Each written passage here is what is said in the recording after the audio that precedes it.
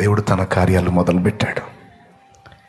ఎన్ని నాళ్ళ నీ కన్నీళ్ళని అలా చూస్తూ కాఠిన్యంగా నిన్ను దాటిపోయేవాడు కాదు ఆయన. నువ్వు ఆయన ఎంతో ప్రేమించావు, ఆయనకి తెలుసు.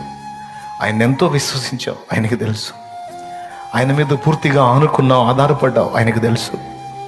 ఎన్నోసార్లు జీవితం మీద విరక్తి పుట్టినా ఆయన ఉన్నాడు అనే ఒకే ఒక్క విశ్వాసంతో, ఒకే ఒక్క మాటతో చాలాసార్లు నీ ఆలోచనలను నువ్వు మార్చుకున్నావు. అది తెలుసు ఆయనకి. ఎంతగా నువ్వు ఆయన మీద అనుకుని ఆధారపడి ఆయన్ని ప్రేమించి హత్తుకున్న నిన్ను ఆయన చెయ్యి వదలగాక వదలడు. ఒక రకంగా చెప్పాలంటే ఈ శ్రమానుభవాలన్నీ, నువ్వు నేను మనం అనుభవించే ఈ శ్రమానుభవాలన్నీ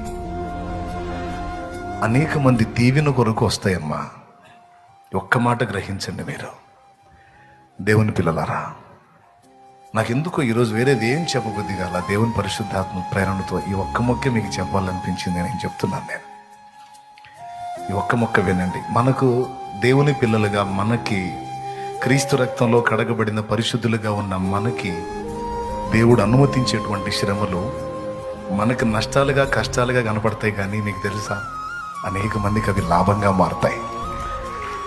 మన శ్రమలు, మన కష్టాలు, మన నష్టాలు ఇతరులకు లాభాలుగా ఎలా మారతాయి?